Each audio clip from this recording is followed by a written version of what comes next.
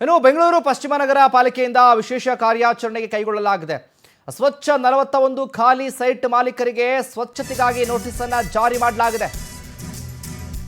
ಬೆಂಗಳೂರು ಪಶ್ಚಿಮ ನಗರ ಪಾಲಿಕೆಯಿಂದ ವಿಶೇಷ ಕಾರ್ಯಾಚರಣೆ ಈಗ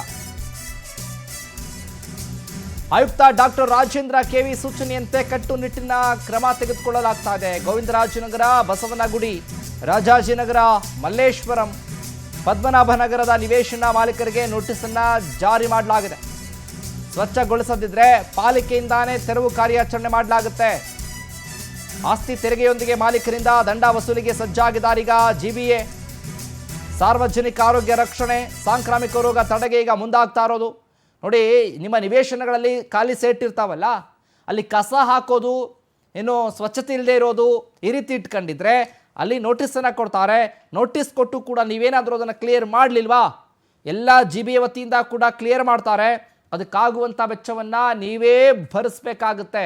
ಹೀಗಾಗಿ ಈಗ ಜಿಬಿಎ ಅಧಿಕಾರಿಗಳು ಎಚ್ಚರಿಕೆಯಿಂದ ಕೆಲಸವನ್ನು ಮಾಡ್ತಾ ಇದ್ದಾರೆ. 41 ಖಾಲಿ ಸೈಟ್ ಮಾಲೀಕರಿಗೆ ಸ್ವಚ್ಛತೆಗಾಗಿ ನೋಟಿಸನ್ನು ಜಾರಿ ಮಾಡಿದ್ದಾರೆ.